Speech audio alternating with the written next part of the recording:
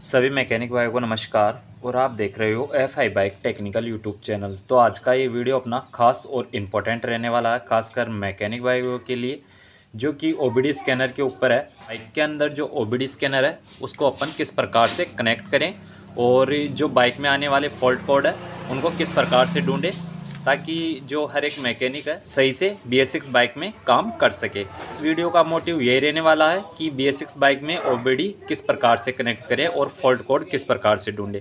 तो यहाँ पे है ये हमारे पास कुछ यूनिवर्सल केबल। तो सबसे पहले अपने को यहाँ पे यूनिवर्सल केबल को कनेक्ट कर लेना होता है। इस प्रकार से यहाँ पे एक डेटा लिंक कनेक्टर दिया होता है, तो इसकी मदद से आपको यहाँ पे इसे कनेक्ट कर लेना होता है। तो यहाँ पे ये हीरो बाइक के अंदर अपन कनेक्ट कर रहे हैं इसको। तो यहाँ पे इसको सबसे पहले इस प्रकार से यहाँ पे फिट कर लेते हैं, जो ये वाला डेटा लिंक कनेक्टर है हीरो का। और अब उसके बाद में जो OBD स्कैनर है उसका अपन को इस प्रकार से यहाँ पे कपलर मिल जाता है। तो इन दोनों को भी आपको बड़ी आसानी से यहाँ पे कनेक्ट कर लेना है इस प्रकार से। और यहाँ पे हमने स्कैनर लिया है V317 OBD किंग, जो कि आप स्क्रीन पे देख सकते हो।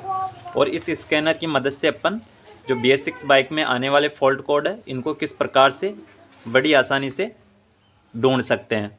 तो इनको ढूंढने के लिए सबसे पहले अपने को बाइक के अंदर फॉल्ट कोड को ढूंढने के लिए सबसे पहले अपने को यहाँ पे बाइक की ऑन करनी पड़ेगी। सबसे पहले आपने जो OBD स्कैनर है उसको तो यहाँ पे कनेक्ट कर ही लिया है, जो डेटा कनेक्टर है। और उसके बाद में आपने यहाँ पे डेटा कनेक्टर लिंक से जो OBD स्कैनर को इस प्रकार से यहाँ पे कनेक्ट कर लिया है। उसके बाद में जो बाइक की है इसे ऑन करना होगा।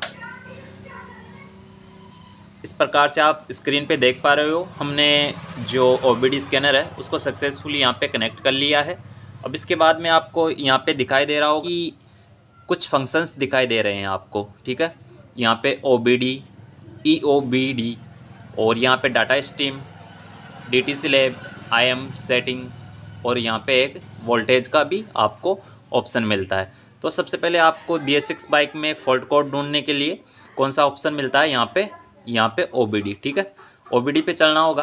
तो यहाँ पे सबसे पहले आपको जो यहाँ पे ऊपर नीचे के दो एरो के सर्कल के जो एरो दिए हुए हैं, तो इनको यहाँ से नीचे ऊपर इस प्रकार से करना है। तो यहाँ पे जो ये लाल वाला स्क्रॉल वाला चौकोर है यहाँ पे आ जाता है। उसके बाद में आपको यहाँ से ओके करना है। ओके करने के बाद कुछ ही देर में प्रोसेसिंग होकर ये जो OBD स्कैनर है वो अंदर चला जाता है। और उसके बाद में यहाँ पे सबसे पहले आपने देखा कि इसमें पूरे 4 कोड इसमें शो हो रहे हैं। तो यहाँ से अपने को रीड DTC, उसके बाद में क्लियर DTC। तो रीड DTC में अपने को जो अपनी बाइक में आने वाले फॉल्ट कोड, जो भी सेंसर के या एक्चुएटर के फॉल्ट कोड है वो ढूंढने का ऑप्शन मिलता है। तो सबसे पहले अपन OBD स्कैनर के अंदर देखने वाले हैं कि बाइक के अंदर कौन कौन से फॉल्ट है जिसकी वजह से बाइक के अंदर जो चेक इंजन लाइट है वो शो हो रही है।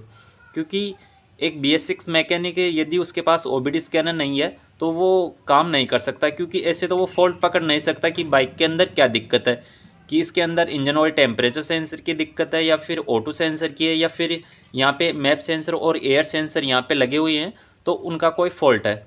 तो यहाँ से अपने को ओके करना होता है।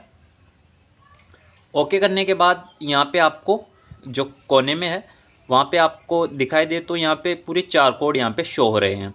और यहाँ पे कोड, सबसे पहला कोड जनरेट हुआ है अपने P0122 throttle pedal position sensor switch A circuit low, जो कि बाइक के अंदर थ्रोटल पेडल पोजीशन सेंसर है वो यहाँ पे लगा होता है, ठीक है।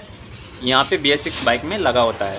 उसके बाद में सेकंड नंबर का कोड अपने को यहाँ स्क्रॉल करने के बाद इस प्रकार से यहाँ से स्क्रॉल करेंगे तो सेकंड नंबर का कोड है अपना P0108 manifold absolute pressure barometric pressure circuit high, ठीक है, वो भी यहाँ पे लगा होता है, ठीक है। ये दोनों सेंसर यहीं पे है। उसके बाद में फिर से अपने को स्क्रॉल करना होता है। थर्ड सेंसर आया है यहाँ पे P0198, जो कि यहाँ पे इंजन ऑयल टेम्परेचर सेंसर लगा होता है। मैं आपको स्क्रीन पर इसकी इमेज भी शो करवाऊँगा। तो ये इंजन ऑयल टेम्परेचर सेंसर का कोड है P0198, ठीक है। उसके बाद में आपको नीचे स्क्रॉल करना है। थोड़ा स्क्रॉल करने के बाद यहाँ पे P0113, ठीक है, ये किसका है, intake air temperature sensor 1 circuit high, जो कि वो भी यहीं पे लगा होता है,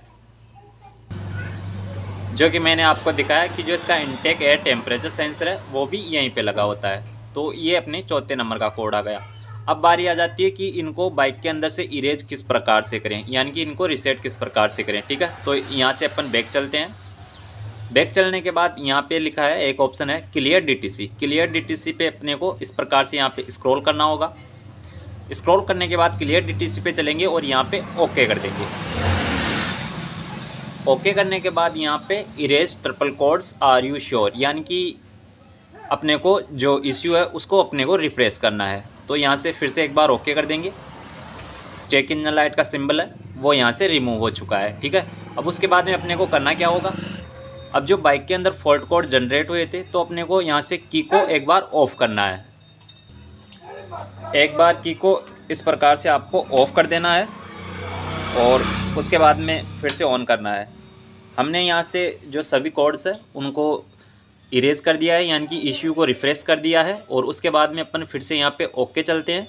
ओके चलने के बाद अपने को यहाँ पे कुछ भी नहीं शो होगा, यानी कि बाइक के अंदर कोड 0 है। जो फॉल्ट कोड है वो बिल्कुल क्लियर हो चुके हैं, यानी कि बाइक के अंदर कोई फॉल्ट नहीं है। यहाँ पे रीड डीटीसी पे चलेंगे, उसके बाद में फिर से ओके कर देंगे। ओके करने के बाद यहाँ पे अपने को कुछ भी शो नहीं होता, यानी कि अपनी बाइक में एक भी कोड नहीं है। और अपन बाइक को स्टार्ट करेंगे।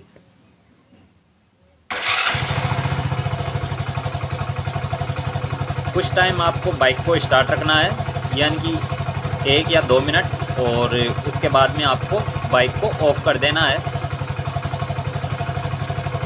यदि बाइक के अंदर और यदि दूसरे सेंसर का कोई भी फॉल्ट होगा और यदि इसमें 4 कोड दिखाए थे, यदि उनमें से कोई फॉल्ट होगा तो वो वाला सेंसर का सिंबल है, यानी कि चेक इंजन लाइट का सिंबल है, वो फिर से शो होने लगेगा बाइक के अंदर।